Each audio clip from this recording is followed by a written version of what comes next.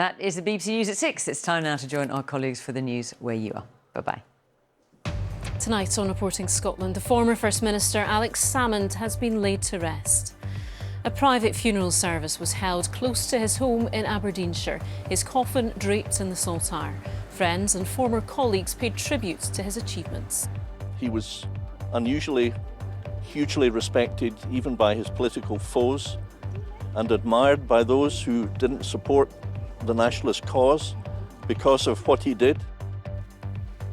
Also on tonight's programme, a man is charged with a firearms offence after the evacuation of a Western Bartonshire high-rise. After 50 years, the curtains brought down on East Lothian's Brunton Theatre over fears about potentially dangerous concrete. And in sport, we'll have the latest from Easter Road as Scotland's women hope to take another step closer to next year's Euros when they face Hungary this evening. Hello, I'm Laura Miller. Welcome to Tuesday's programme.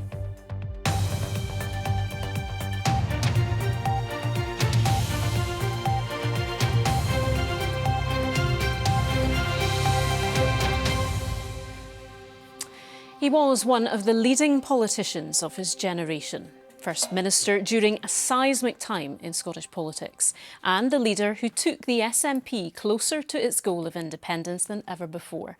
Today, Alex Salmond was laid to rest after a private funeral service near the family home in Aberdeenshire. Among those who delivered eulogies were acting Alpha Party leader Kenny McCaskill and his former SNP colleague Fergus Ewing.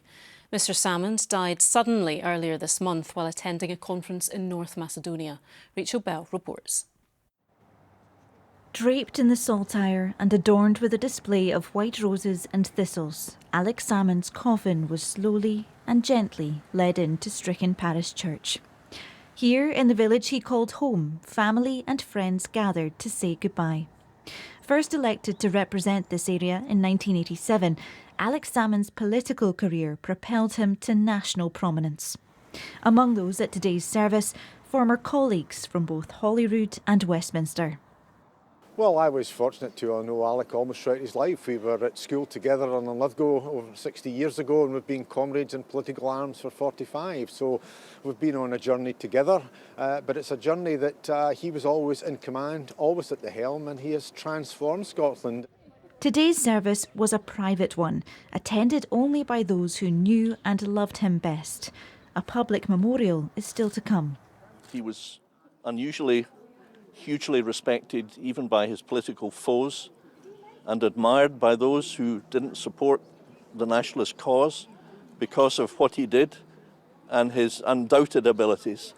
And indeed, not only from Scotland, but John Bercow was here today.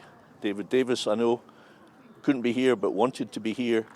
And I'm sure at the memorial service there will be tributes from people that were friends of Alec, admired Alec, trusted Alec from all over the world.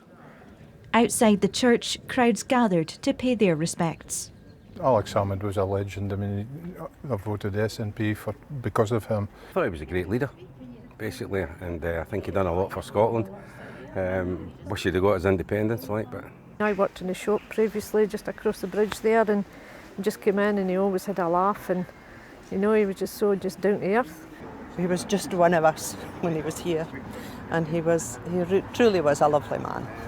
After the service, Alex Salmond's coffin was carefully lifted into the hearse.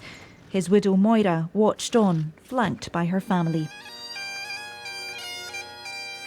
As the sound of the pipes echoed across the Aberdeenshire countryside, the funeral procession made its way through the village.